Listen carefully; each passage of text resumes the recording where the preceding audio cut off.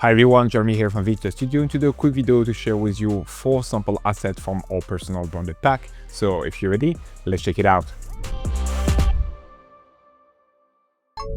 Alright, so you can download the sample with the link in the description below. It will give you the zip file, just double click on it to unzip it. Then in the folder you can find a couple of things. You got the license, the installation instruction, the DRFX file to install, and the font. Please make sure to install all the font, otherwise the title will not work because Davinci will not know what font to use. So just select all the font in the folder and then double click on them to start the installation process. Once that's done, you can go over to the DRFX file and double click on it to start the installation of that. Right now, select install. Right now, I've already have it installed, so it offers me to overwrite it. I'm just gonna click that. And you can then go over to Davinci Resolve. In Davinci Resolve, go over to Effect, Titles, Video Studio, and then scroll all the way down where you have Sample. Then click Sample. You may see all the sample that you already have installed from us, as well as 4 new sample, PB sample for personal brand sample. You have gradient, highlight, intro card, and timeline. I'm gonna go through in this video each of those assets and show you how to use them. Those 4 free samples have been taken from our personal branded pack, which is a pack that contains over 100 assets to help you boost your personal brand, both on Instagram and YouTube, with a bunch of different background, list, CTA. They are plug and play, easy to use, and very customizable, so you can adapt them to your own branding, but they're also very neutral, so you can use them as is, and they will fit most projects. If you're curious and want to check it out, there's a link for it in the description below. Now let's go back to our asset. As I mentioned, we have 4 different assets. Let's start with gradient. I'm gonna take it and drag it here in our timeline. We're gonna extend it and let's play it. As you can see, it's a nice black and white gray gradient, but right now we can see a bit of bending happening in the gradient, which doesn't make it look so good. It's basically a weird quirks of macro and gradient inside of Davinci Resolve. For whatever reason, you need to change some parameter and then it will remove it and it will kind of like recache the gradient, I guess. Nothing we can do about it, it's just a quirks of Davinci Resolve. So just to remove that bending, make sure to change whatever parameter. Right now, the easiest way is just to toggle the grain on off, and then that will just reset that gradient, and we will now have no bending at all. All of those 4 assets are working with any timeline resolution and any frame rate. So you can also easily extend them to whatever length you want, and you will retain the animation in and out or the continuous animation without any issue. Right now, I'm just gonna go and open my display stack timeline, and I'm gonna switch to a vertical timeline to show you how they are adapting automatically. So here, if I'm just taking, for example, this card and dragging it in, as you can see now, it's poking out of the frame. You can just go easily to size and position and then reducing it. And now it will fit perfectly your vertical project. Usually Davinci doesn't automatically resize asset from horizontal to vertical, and there was a compound clip method to get to there, but we've developed our own technique to make it adaptable to verticals. That's the case for those sample and all the assets in the pack. They will all work for vertical timelines. So as I mentioned, you can extend or reduce that gradient as much as you want, and the animation will automatically adapt to whatever length you set it to. There is no animation in or animation out, it's just a continuous animation. But if you want the gradient to appear gradually, you can just take those handlebar right here and adjust them to create a slight fade-in animation. So now you will have a fade-in animation coming in, and it will be the same coming out. You can also keyframe this. So for example, if you want that background to come into frame, what you could do is just go a couple frames forward, then here go over to setting, put a keyframe on, let's say, the position, and then go to the beginning of your background and remove that outside of the frame by moving the position. And basically now you will have the background coming in. So that's an option if you want to animate that yourself for the animation in and out. Now we have a couple of options in the inspector that we can change. First off, we have some grain. This is static grain just to give it texture. The grain itself is not animated because the playback would have been pretty bad. There is a great grain effect, but it's only for the studio version of Davinci Resolve, and therefore that will not be able to use by people using the free version. So instead, we've just used a static grain just to give that background a little bit of pop, a little bit of texture. You can decide to remove that grain and having just a very, very smooth surface. So that's up to you and the look that you want for your background. You can also change the main color. Right now, it's some sort of grayish color. You can switch that to whatever color you want. So for example, here, if you like to go for, let's say, a blue, you could just do that right here. Then you have also the second color. Right now, it's a 4-corner gradient, but you can switch it to have a solid color instead. And then here, let's say we want to choose red, and I will basically change the color of our gradient to red and blue. I will generally suggest to use more the 4-corner ones because it will just give you more granularity between the different shade of colors, and that tends to look better in my opinion. This gradient has been generated using fast noise and vortex and drip effect, and you can control each of those settings right here. So in fast noise here, you have control over the detail of the fast noise, you have control over the contrast, you have control over the brightness and the scale. So you can use each of those elements to basically customize that background as you want and give it really the texture that you're looking for. Also, you have the ability to adjust the seed rate, which is pretty much the speed at which the gradient gonna move. So if we increase that, as you can see now, the animation is going a lot faster. And if we reduce that, the animation gonna go a lot slower. So you can use that slider to adjust the speed of the animation by moving it here wherever you want on screen. And that will basically adjust the distortion of the background. You can also adjust the overall size of that vortex, the angle of it, and the power. Same thing go for the drip, where you have the overall aspect of the drip, you have the overall amplitude of that drip, and the deepening, as well as the frequency and the phase. Those concepts might seem very abstract to you, and honestly, most of the time I have no clue what I'm doing. I'm just moving slider around until I find something that is visually pleasing, and then I'm doubling down on it by just making some macro adjustment. So I will just suggest that you do the same, play around, see what works for you, and then you can do some micro adjustment. And then finally, we'll get the contrast, grain, and dim. The gain will just give you something that looks either brighter or darker. You also can adjust that with the lift, which is going to act mostly on the part of your image that is the darkest. And then we have dim. So basically the dim is going to add like some sort of veil screen above the entire gradient. Therefore, the dim going to affect every part of your image equally. So now that we have our background, let's just drag an intro card on it. So I'm going to take that intro card, place it right above my background, and just extend it to the length that I want. Now let's play it and see how it looks. I really like that. I think it looks fairly clean. Again, the whole point here in the background to have the dimness and the gain and lift is to help that title pop. So if I were to reduce that, as you can see now, the title is slightly harder to read. So generally, it's nice to have the dimness a little bit up. That way you darken that background and that title is popping a lot more. If we take a look at the intro card control in the inspector, we have a couple of things that we can adjust. First off, we have some animation control. So here you have the animation length in second, meaning that right now it's 2 seconds, but if you want that to be a lot slower, you could select here 4 seconds instead. And now the animation is going to take 4 seconds to fully complete.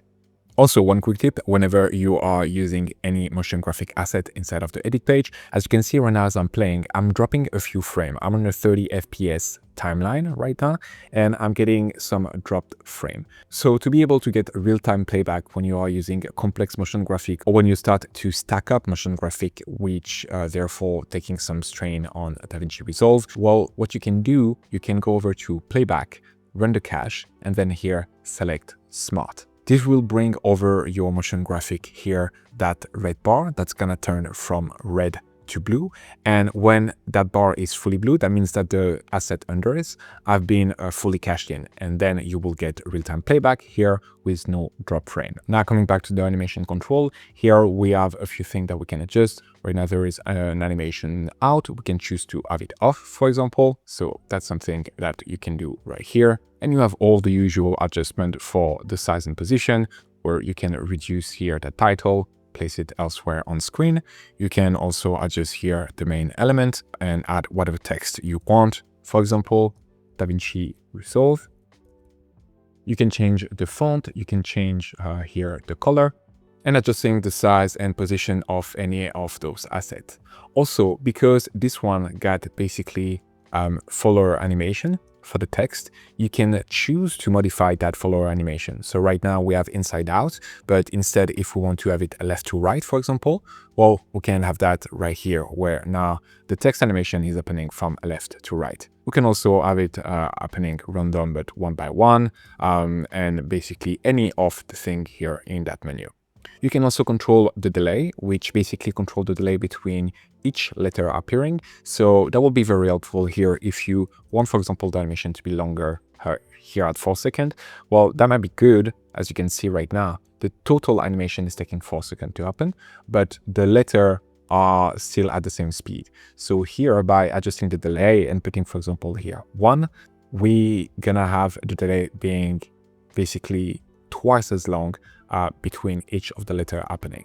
So you have control over the overall animation and then each of the individual letters right here with the delay. Now we also have control over the glow, so we can reduce or increase that glow to have it more or less spread. We can also adjust the overall intensity of that glow, and we can adjust the overall blend of that glow.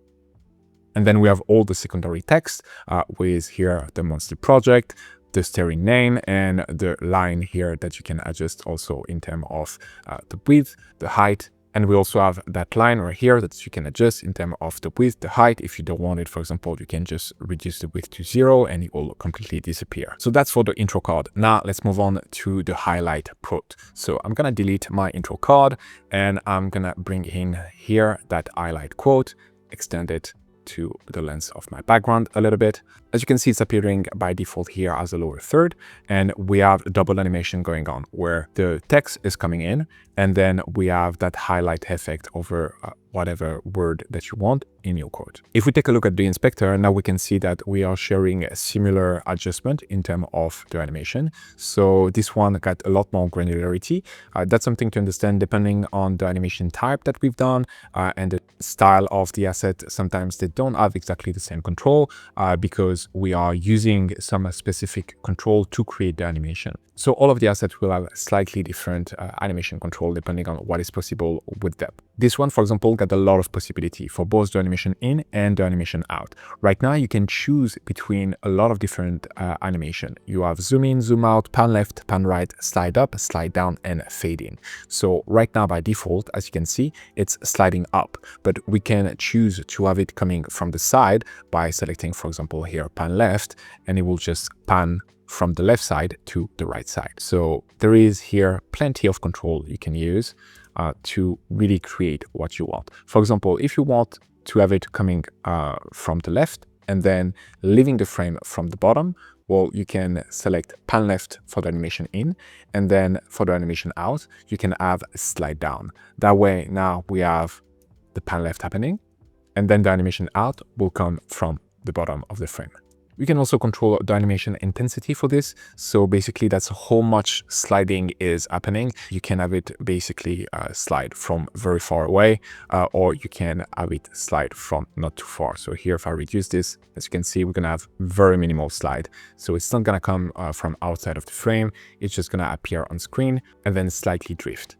Now for the highlight animation, here we have the control over the highlight end and the highlight start. So basically here we can just go to wherever we want that to start. So here, as you can see, I'm adjusting the start of the highlight. So here we're just gonna keep it at intelligence. And then I'm just gonna extend it to having fun towards the end right here. And now basically when we're playing it, it's highlighting that selection that we've made right here with the highlight end and the highlight start. Here, one slight difference for this text, we are using a text box rather than a text point, meaning that now if you're adding some more text, as you can see, it will go directly to the line under. So you can choose either to just bring that up and you will have everything showing up that way, or you can choose to adjust the width and the height to get the box to behave exactly like you want. So here I can increase, for example, the width, reposition that text, and place it back where I want. Now I can make some adjustment back to my highlight, for example. Here, if I want to have the start being, for example, having fun, I can drag that here and then bring the end to fun. Here we go. Now we have adjusted the highlight again. And that's it for that highlight called title. Now let's move on to the last one, which is timeline. So here I'm going to delete this one and I'm going to drag here that new timeline title in my timeline, and I'm going to extend it to whatever length I want. Title, as you can see right now in the inspector, is slightly more complicated and got a few more functionality compared to the others. As you can see, we are sharing the same animation control as on the previous one, with the animation length for both the animation in and the animation out. And we have also the style of animation for both the animation out and the animation in. Where this one differs is that we have a point count and we have another granular animation that we can adjust with this. So here, if I play it, as you can see, we have basically a timeline with that line going from point 1 to point 5.